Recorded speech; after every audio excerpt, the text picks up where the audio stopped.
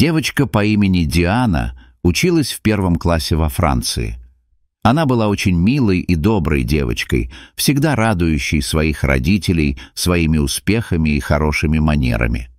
Каждый день, когда она приходила домой, ее родители с гордостью слушали о ее школьных приключениях, новых друзьях и интересных уроках.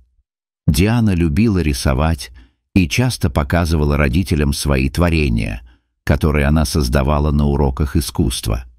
Однако в последнее время что-то изменилось. Диана начала приходить домой с синяками на руках и ногах.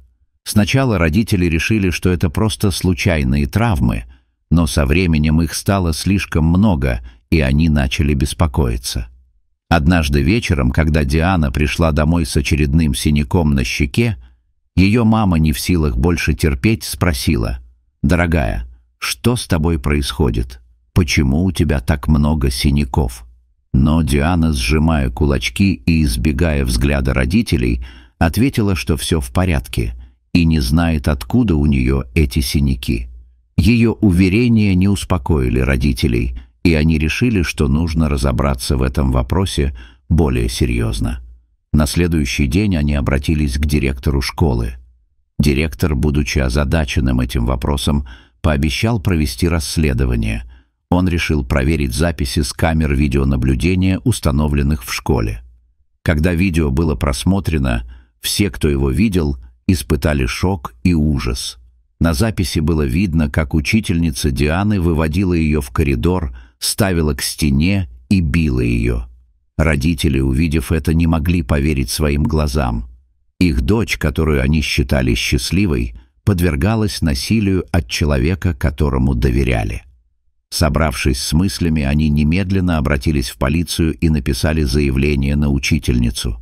Волнение и гнев переполняли их, но они знали, что должны защитить свою дочь. Теперь учительнице грозило уголовное наказание, и родители Дианы надеялись, что справедливость восторжествует. Они также решили обратиться за помощью к психологу, чтобы Диана могла поделиться своими переживаниями и начать процесс восстановления.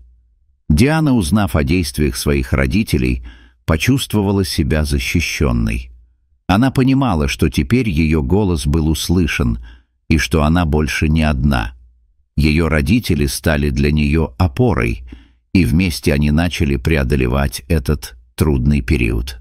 Хотя впереди их ждал долгий путь к восстановлению, они знали, что вместе смогут справиться со всем.